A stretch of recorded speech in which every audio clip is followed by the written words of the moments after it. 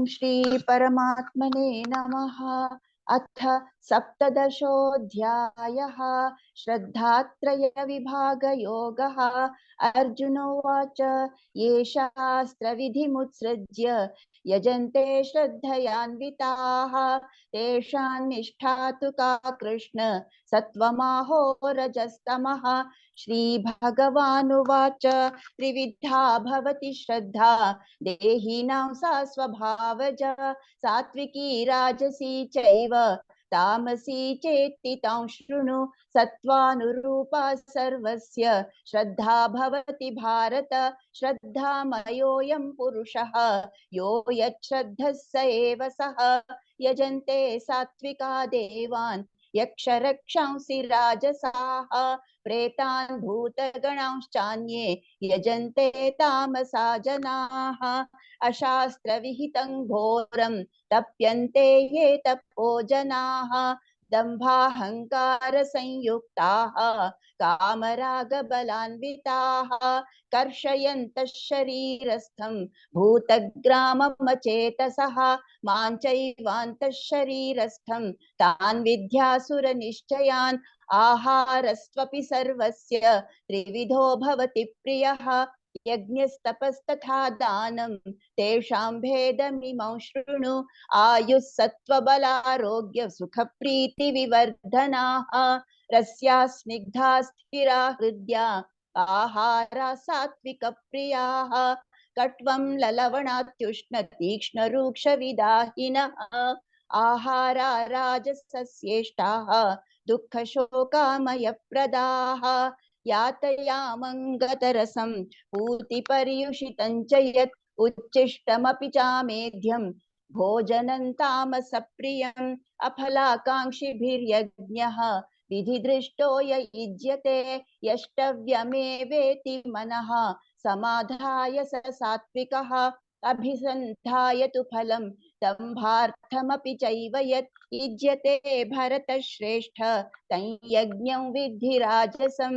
विधिहीनमसृष्टान्नं मन्त्रहीनमदक्षिणं श्रद्धाविरहितं यज्ञं तामसं परिचक्षते।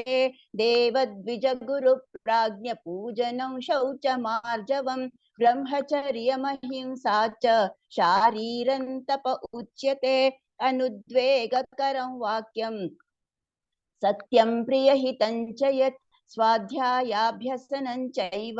वाङ्मयं तप उच्यते। मनः प्रसादः सौम्यत्वं मौनमात्मविनिग्रहः भावसंशुद्धिरित्येतत् तपो मानसमुच्यते। श्रद्धया परया तप्तं तपस्तत्त्रिविधं नरैः अफलाकाङ्क्षिभिर्युक्तैः सात्विकं परिचक्षते। सत्कारमानपूजार्थं तपोदम्भेन चैव यत् क्रियते तदिह प्रोक्तं राजसञ्चलमध्रुवं।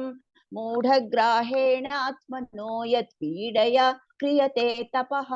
परस्योत्सादनार्थं वा तत्तामसमुदाहृतं। दातव्यमिति यद्दानं दीयतेनुपकारिणे देशे काले च पात्रे च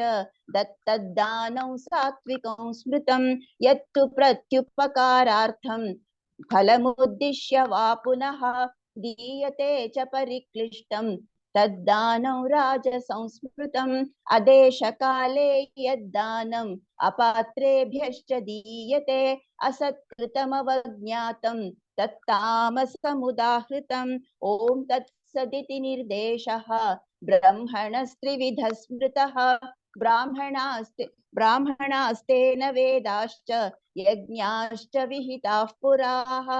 तस्मादोमित्युदाहृत्य यज्ञदानतपक्रियाः प्रवर्तन्ते विधानोक्ताः सततं ब्रह्मवादिनां। तदित्यनभिसन्धाय फलं यज्ञतपः क्रियाः दानक्रियाश्च विविधाः क्रियन्ते मोक्षकाङ्क्षिभिः। सद्भावे साधुभावे च सदित्येतत् प्रयुज्यते। प्रशस्ते कर्मणि तथा सच्छब्दः पार्थ युज्यते। यज्ञे तपसि दाने च स्थितिः सदिति चोच्यते कर्म चैव तदर्थीयं सदित्येवाभिधीयते अश्रद्धया हुतं दत्तं तपस्तप्तं कृतं च यत् असदित्युच्यते पार्थ न च तत्प्रेत्य नो इह ओम तत्सत् इति श्रीमद्भगवद्गीतासु उपनिषत्सु ब्रह्मविद्यायां योगशास्त्रे श्रीकृष्णार्जुन संवादे श्रद्धात्रय विभाग योगो नाम सप्तदशोऽध्यायः। अथाष्टादशोऽध्यायः मोक्षसंन्यासयोगः। अर्जुन उवाच संन्यासस्य महाबाहो तत्त्वमिच्छामि वेदितुम् त्यागस्य च हृषीकेश पृथक् केशिनिषूदन। श्रीभगवानुवाच काम्यानां कर्मणान्यासं संन्यासं कवयो विदुः सर्वकर्मफलत्यागं प्राहुस्त्यागं विचक्षणाः त्याज्यं दोषवदित्येके कर्म प्राहुर्मनीषिणः यज्ञदानतपः कर्म न त्याज्यमिति चापरे निश्चयं शृणु मे तत्र त्यागे भरतसत्तम न त्यागो हि पुरुषव्याघ्र त्रिविधः सम्प्रकीर्तितः यज्ञदानतपः कर्म न त्याज्यं कार्यमेव तत् यज्ञो दानं तपश्चैव पावनानि मनीषिणाम् एतान्यपि तु कर्माणि सङ्गं त्यक्त्वा फलानि च कर्तव्यानीति मे पार्थ निश्चितं मतमुत्तमम् नियतस्य तु संन्यासः कर्मणो नोपपद्यते मोहातस्य परित्यागः तामसः परिकीर्तितः दुःखमित्येव यत्कर्म कायक्लेशभयात् त्यजेत् स कृत्वा राजसं त्यागं नैव त्यागफलं लभेत् कार्यमित्येव यत्कर्म नियतं क्रियतेऽर्जुन संगं त्यक्त्वा फलं चैव सत्यागः सात्विको मतः न द्वेष्ट्य कुशलं कर्म कुशलेनानुषज्यते त्यागी सत्त्वसमाविष्टः मेधावी छिन्न संशयः न हि देहभृता शक्यं त्यक्तुं कर्माण्यशेषतः यस्तु कर्मफलत्यागी सत्यागीत्यभिधीयते अनिष्टमिष्टं मिश्रं च त्रिविधं कर्मणः फलं भवत्यत्यागिनां प्रेत्य न तु सन्न्यासिनां क्वचित् पञ्चैतानि महाबाहो कारणानि निबोध मे सांख्ये कृतान्ते प्रोक्तानि सिद्धये सर्वकर्मणाम् अधिष्ठानं तथा कर्ता करणं च पृथक् विधम् विविधाश्च पृथक् चेष्टाः दैवं चैवात्र पञ्चमम् शरीरवाङ्मनोभिर्यत् कर्म प्रारभते नरः न्यायं वा विपरीतं वा पञ्चैते तस्य हेतवः तत्रैवं सति कर्तारम् आत्मानं केवलं तु यः पश्यत्यकृतबुद्धित्वात् न स पश्यति दुर्मतिः यस्य नाहङ्कृतो भावः बुद्धिर्यस्य न लिप्यते हत्वापि स इमान् लोकान् न हन्ति न निबध्यते ज्ञानं ज्ञेयं परिज्ञाता त्रिविधा कर्म चोदना करणं कर्म कर्तेति त्रिविधः कर्म संग्रहः ज्ञानं कर्म च कर्ता च त्रिधैव गुणभेदतः प्रोच्यते गुणसंख्याने यथावत् शृणुतान्यपि सर्वभूतेषु येनैकं भावमव्ययमीक्षते अविभक्तं विभक्तेषु तज्ज्ञानं विद्धि सात्विकं पृथक्त्वेन तु यज्ञानं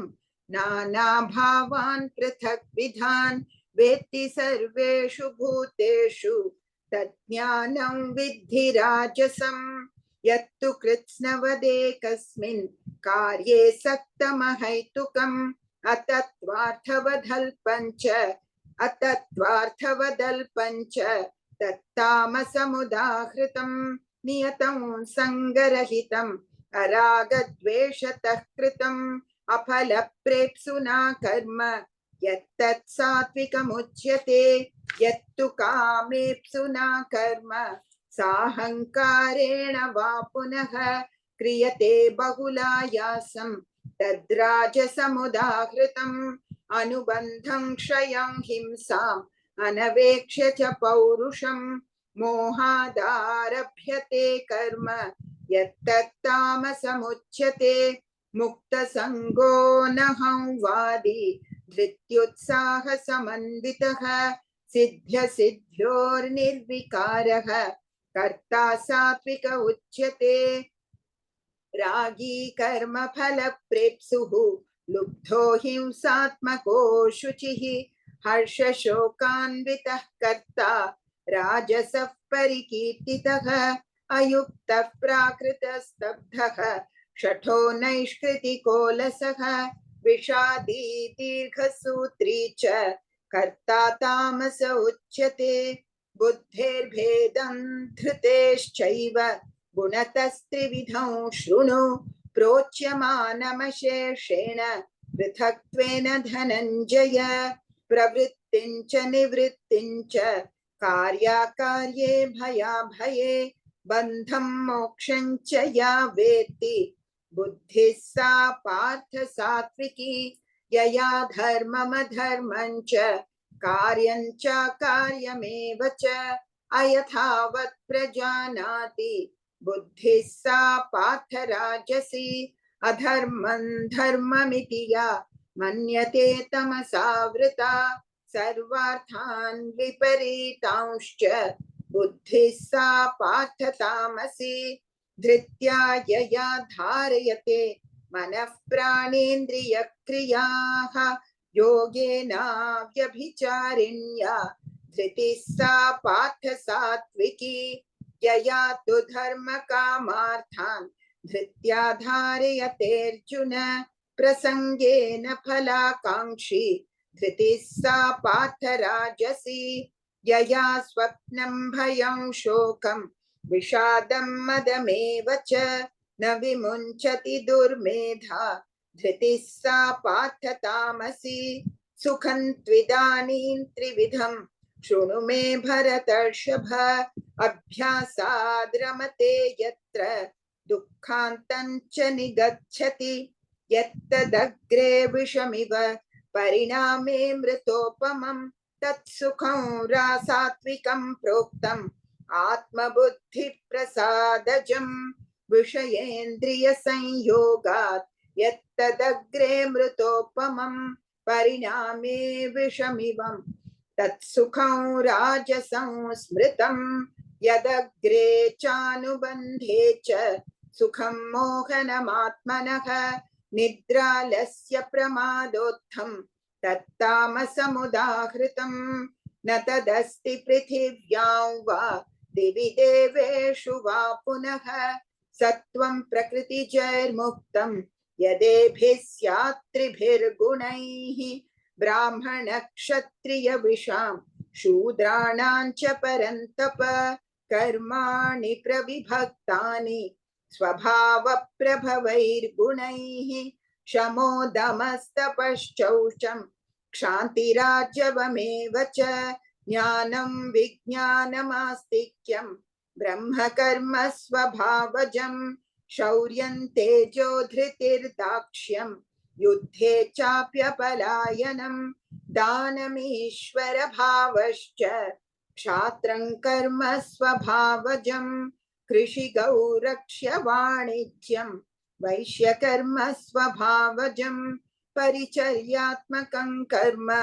शूद्रस्यापि स्वभावजं स्वे स्वे कर्मण्यभिरतः संसिद्धिं लभते नरः स्वकर्म निरतः सिद्धिं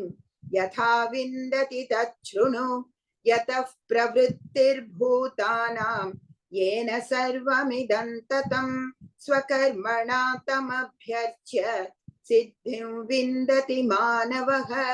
श्रेयान् स्वधर्मो विगुणः परधर्मात् स्वनुष्ठितात् स्वभावनियतं कर्म कुर्वन्नाप्नोति किल्बिषम् सहजं कर्म कौन्तेय सदोषमपि न त्यजेत् सर्वारम्भा हि दोषेण धूमेनाग्निरिवावृताः असक्तबुद्धिः सर्वत्र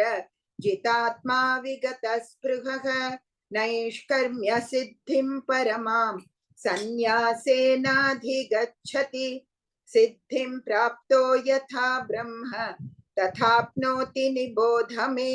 समासेनैव कौन्तेय निष्ठा ज्ञानस्य या परा बुद्ध्या विशुद्धया युक्तः धृत्यात्मानं नियम्य च शब्दादीन् विषयांस् त्यक्त्वा रागद्वेषौ व्युदस्य च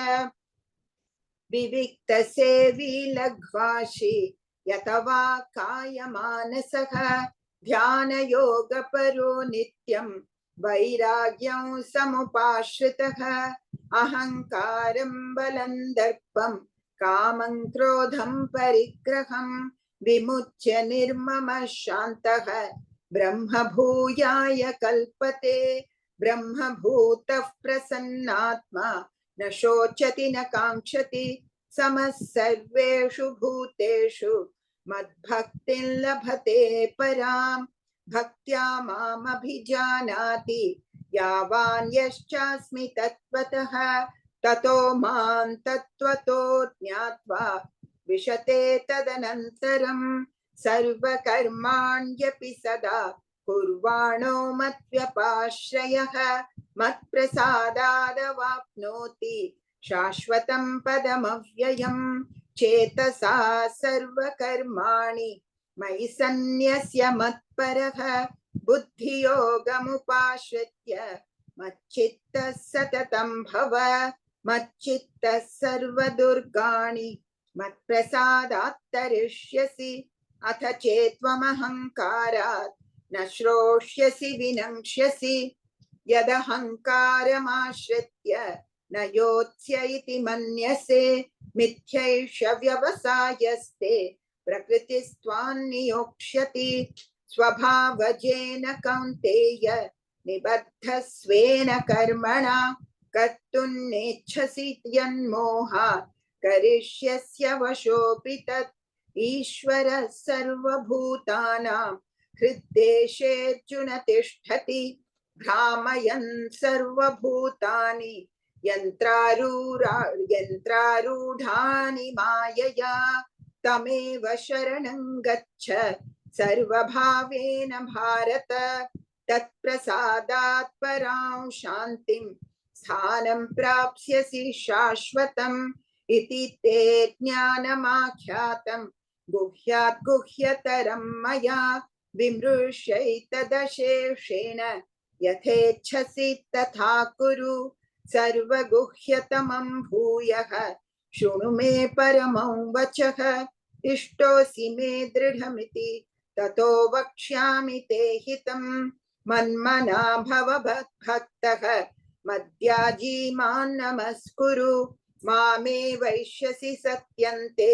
प्रतिजाने प्रियोऽसि मे सर्वधर्मान् परित्यज्य मामेकं शरणं व्रज अहं त्वा सर्वपापेभ्यः मोक्षयिष्यामि मा शुचः इदं ते न तपस्काय न भक्ताय कदाचन न चाशुश्रूषवे वाच्यं न च मायोऽभ्यसूयति य इमं परमं गुह्यं मद्भक्तेष्वभिधास्यति भक्तिं मयि परां कृत्वा मामे वैष्यत्य संशयः न च तस्मान् मनुष्येषु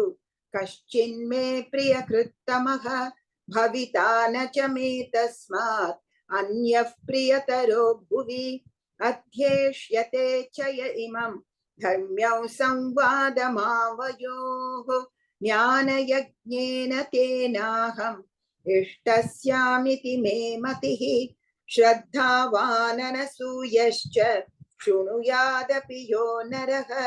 सोऽपि मुक्तः शुभान् लोकान् प्राप्नुयात् पुण्यकर्मणाम् कच्चिदेतत् श्रुतं पार्थ त्वयैकाग्रेण चेतसा